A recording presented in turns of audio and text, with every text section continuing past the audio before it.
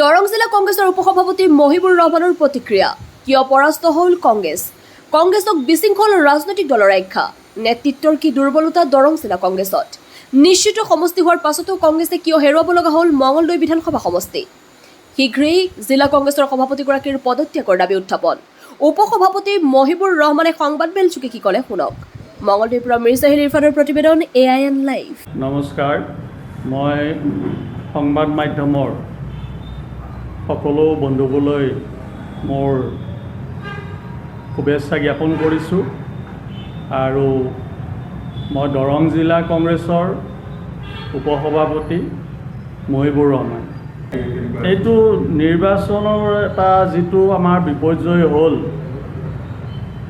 এই নিৰ্বাচনী বিপৰ্যয়টোৱে মূল কাৰণ। তো এই নিৰ্বাচন বুলি ক'লে আচলতে তাত কেইবাটাও কাৰক জড়িত হৈ থাকে।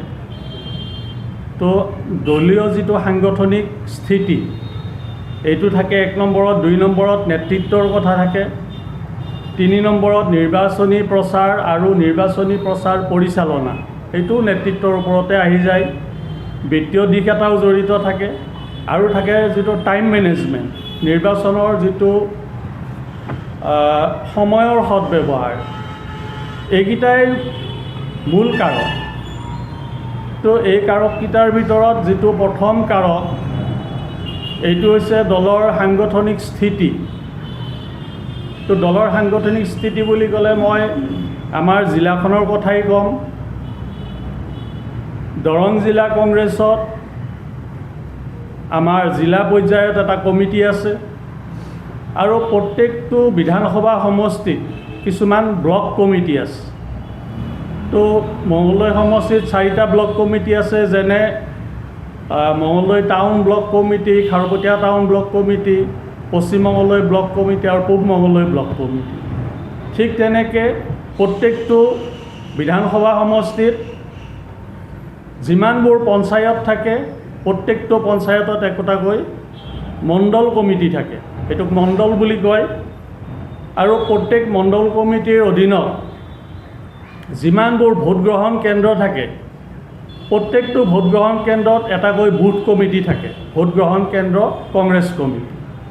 আকৌ তাৰ তলতো আমাৰ বুথ লেভেল এজেণ্ট থাকে, যিটো BLA বুলি কয়। তো এই নিৰ্বাচনত আমি যিধৰণে নিৰ্বাচনত অৱতীৰ্ণ হ'লোঁ, আমাৰ জিলাৰ নতুন সভাপতিগৰাকীয়ে 10 জুলাইত তেখেতৰ কাৰ্যভাৰ ল'লে আৰু এপ্ৰিলত ইলেকশ্যন আহিল। আমি যদি জুলাই মাহটো বাদ দিওঁ আৰু এপ্ৰিল মাহটো বাদ দিওঁ, মাজত আমি 8টা একদম সম্পূৰ্ণ মাহ পাইছিলোঁ। এই 8টা মাহত আমি যদি দলৰ মানুহখিনিয়ে ভালকৈ সংগঠন শক্তিশালী কৰিবলৈ উঠি পৰি লাগিলোঁ হয় আৰু যদি আমাৰ নেতৃত্ব সবল হ'ল হয়, তেতিয়াহ'লে 8 মাহ সময় বহুত সময়। কিন্তু আমি দেখিবলৈ পালোঁ জুলাই 10 তাৰিখৰ পৰা নিৰ্বাচনলৈ বেছিখিনি সময় আমাৰ অপচয় হ'ল। নেতৃত্বই অনুভৱ নকৰিলে যে এই সময়খিনি আমি সদব্যৱহাৰ কৰিব লাগে। নিৰ্বাচনটো কাৰণ আমি এটা এগৰাকী বিচক্ষণ ৰাজনৈতিক নেতা, অসমৰ মাননীয় মুখ্যমন্ত্ৰী হিমন্ত বিশ্ব শৰ্মাৰ বিপক্ষে আমি ইলেকশ্যন খেলিবলৈ গৈ আছিলোঁ।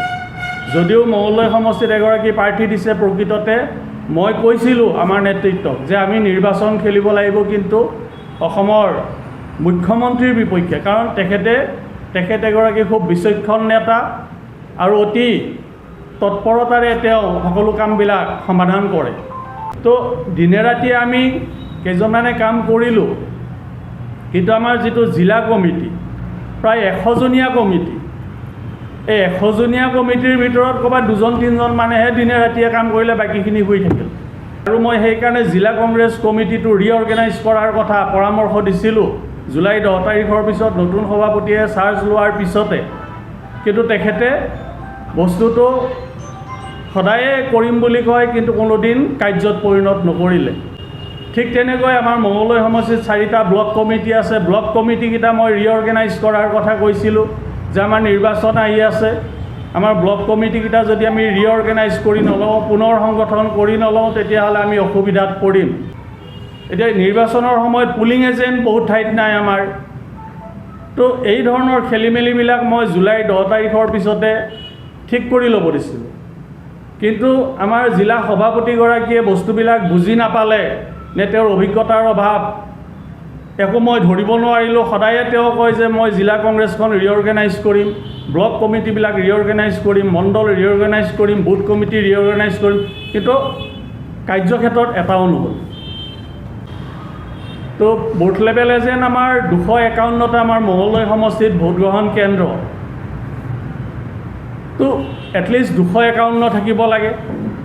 তাৰ লগত বুথ কমিটি আছে 251টা, বুথ কমিটিৰ সভাপতি 251জন উপস্থিত থাকিব লাগে।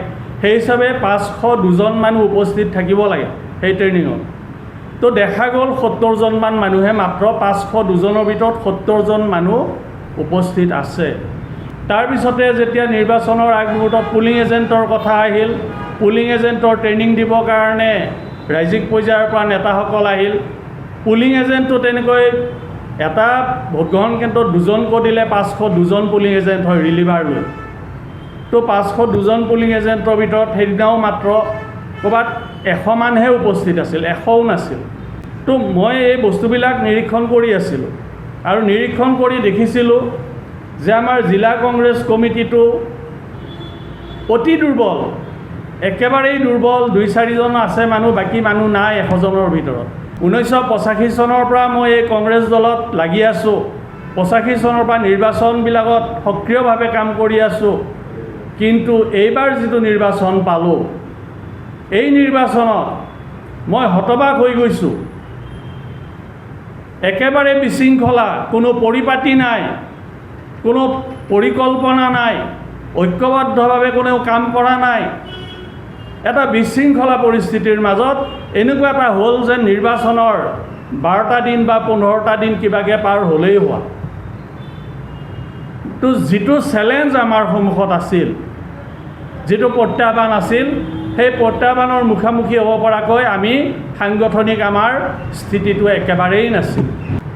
আমি সাংগঠনিকভাৱে বা নেতৃত্বৰ ফালৰ পৰা আমি কোনো ধৰণৰ উদ্ধাৰ পাবৰ ৰাস্তাই দেখা নাপালোঁ। আৰু নিৰ্বাচনৰ মাজতে মই খুব উপলব্ধি কৰিছিলোঁ, মই অনুভৱ কৰিছোঁ যে এই নিৰ্বাচনটো আমাৰ কাৰণে অতি কঠিন নিৰ্বাচন হ'ল।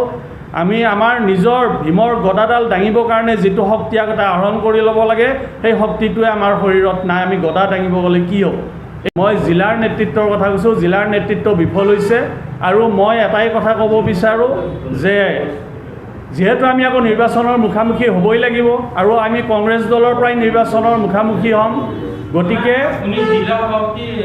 এতিয়া নাই, এতিয়া কি হ'ব লাগে? মই কৈছোঁ কোনটো কথা যে জিলা সভা আমাৰ যিটো শোচনীয় পৰাজয় হ'ল, এই শোচনীয় পৰাজয়ৰ নৈতিক দায়িত্ব স্বীকাৰ কৰি সভানেত্ৰীয়ে পদত্যাগ কৰিব লাগে।